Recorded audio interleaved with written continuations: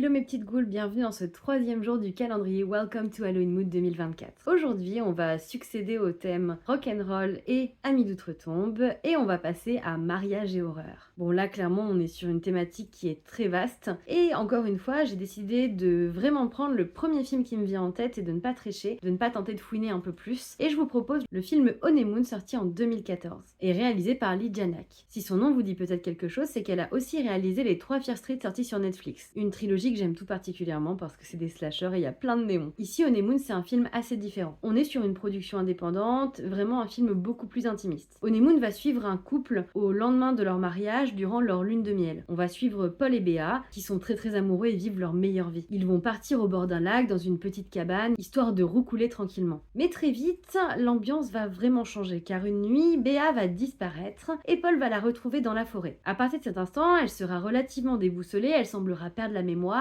même être un petit peu étrange. Et là, les tensions vont commencer, les disputes vont commencer, et même, on va commencer à avoir un petit peu peur de Béa, et même parfois de Paul. Très vite, le film va prendre un tournant très body snatcher, ce que j'aime beaucoup. On va se questionner sur Béa et si elle est toujours elle-même. Si Béa ne serait pas infectée, ou si elle n'aurait pas été remplacée par quelque chose dans cette forêt. Personnellement, Honeymoon, c'est un film que j'aime beaucoup et que je trouve très qualitatif. Il a malheureusement tous les défauts d'un premier film et il a parfois des petits soucis de rythme, mais je trouve qu'il arrive vraiment à faire une relecture très sympathique du Body Snatchers, notamment à travers le biais du mariage et des problèmes que la vie de couple peut occasionner lorsqu'on n'est plus dans la phase de lune de miel. Donc voilà, j'espère que ce petit conseil vous plaira et moi je vous dis à demain pour une autre proposition et encore une fois, n'hésitez pas à me proposer des thèmes en commentaire. Allez, bonne spooky season!